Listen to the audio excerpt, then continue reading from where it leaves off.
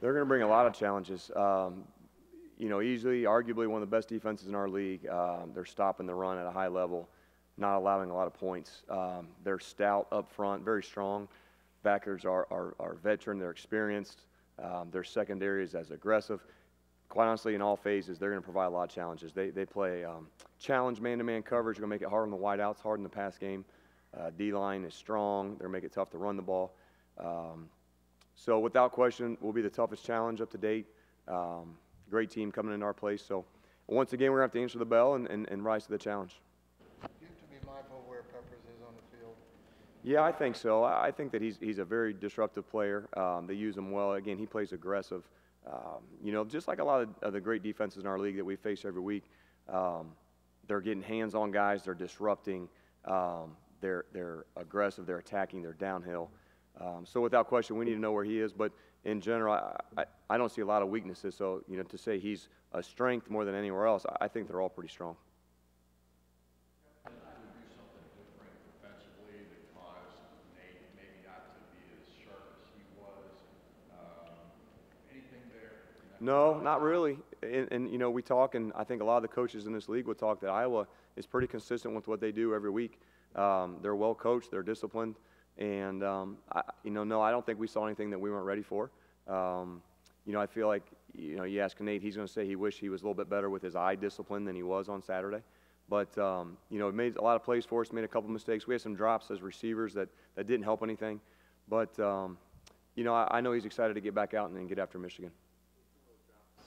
This late in the season, is there anything really you can do to try and cut down? Well, yeah, we're always improving. We're always working on it. We had been pretty good throughout the season, really, of catching the ball. And just happened Saturday, each guy took their turn at the wrong time to have a drop. And unfortunately for us, we left some big plays out there. But, again, we're going to keep coaching. The kids will keep getting better, keep developing, make it a point of emphasis this week. And, like I say, hopefully Saturday we got and we don't have those issues. It was a very even game statistically in most ways. Coach Wilson brought it up too. They were 4 for 4 touchdowns in the scoring zone, and IU was 1 for 3. Yep. Anything you can identify there about what needed to happen that didn't? Well, just that I need to do a better job, really, of putting our guys in better situations. I'm not sure it's anything, on the kids. You look back and, boy, you wish you would have called maybe something different in this situation than you did. But we do need to emphasize scoring touchdowns. That needs to be a big point of emphasis. It was the difference in the game, and we moved the ball really all night long. Felt like we did a lot of good things. Felt like we had guys open. We made some big plays. Some drops killed us, and I think the lack of touchdowns in the scoring zone killed us. There was one drive, I think Jordan Howard had like 5 runs on the drive, and the last one was a 15-yard run. Crucial drive, too. And then, I knew his conditioning was off a little bit since he missed time. But as a coach, do you sometimes just say, well, I mean, you kind of, just like with Nate and our quarterbacks, we kind of ask them what do they like, and we go with that. When a kid tells us he needs a blow, then we try to get him out. Typically, kids want to play in games. They want to play in big games. So, especially Jordan Howard, I don't think he would come out unless he really needed a blow. And that kid's been a huge workhorse for us all year. And, when he needs a blow, then we're going to get him out for a play or two and get him back in the game. But, again, he makes big plays for us. We need to continue to find ways to get him the ball and just finish with touchdowns. Come back and basically pick up right where he left off after missing a couple games. Right. I mean, that's been huge, and we need that. That's what great players do. And, again, you can say his conditioning level maybe is not the same, but when you're a Big Ten back and you're getting beat on play after play, you're going to get tired. You're going to get worn down, really regardless of what kind of shape that you're in. So I don't really question his conditioning level. He is a great player.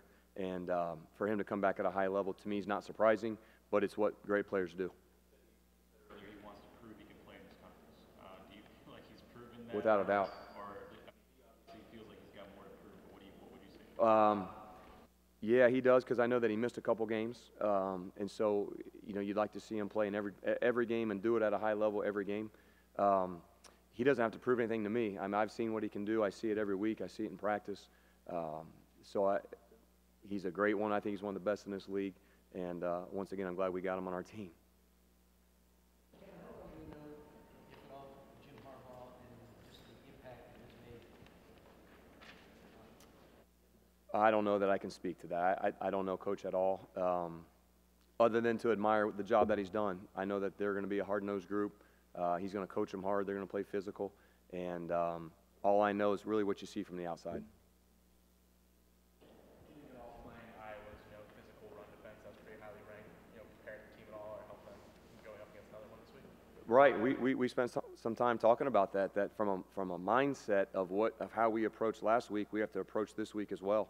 And it's going to be the same type battle. These guys are stout against the run, as was Iowa. So, you go back-to-back weeks of strong, physical Big Ten football play. And for us, the mindset's going to be the same. Our practice week will be the exact same, and so we can peak at the right time on Saturday to go play. Michigan leads the country in fewest opponent drives that they allow to get inside the 20. Yep. What is it is there anything in particular that makes them that stout in the hard field? Just that they don't give you anything easy. Everything, you have to work for everything that you get. Every pass completion, the receiver's going to have to work to get off press, work to get hands off of them. The O-line's going to battle every time we call a run or call pass protection. Just they're aggressive. They load the box. They're going to play downhill. They don't react. They just go. And there's no gimmies. There's nothing easy against these guys. I think that's what makes it so hard. You got to put together drives down the field. That's hard to do consistently, up and down the field, time after time. Last time, sense of sadness is maybe not quite the right word, but just the sense of that it is this last time. Yeah, me personally, I've spent a lot of time with Nate. Just in my time coaching the quarterbacks, I've had him since day one. And so, yeah, it is hard to watch him play his last home game. But for us, we're not even close to having that mindset yet, just because we feel like we have so much left to do and left to accomplish and work to get the bowl game that, to me, it's not really the end quite yet. It is sad it's the last time he's going to walk out of that locker room, but at the same time, we're going to have more practices and more games together. Competitive against 3 top 10 teams, but I know it's not a moral victory thing. I mean, when do you need to get over the top? How important is that? Well, we need to do it this week, and it's critical. And our guys are working hard. I know that you've heard that. Our guys are playing at a high level. I know that you've heard that. We're just not doing it consistently throughout the entire game is really what it's coming down to, whether it's coaching, play calling, whether it's lack of execution. But that's the frustrating part that's going to get us over the hump. When we can make those plays when the game's on the line and win the games that we need to, then we're going to feel a lot better about ourselves. Right now, we still have our head down and just going back to work. We're going to continue to fight. We're going to continue to grind until we get the results that we want.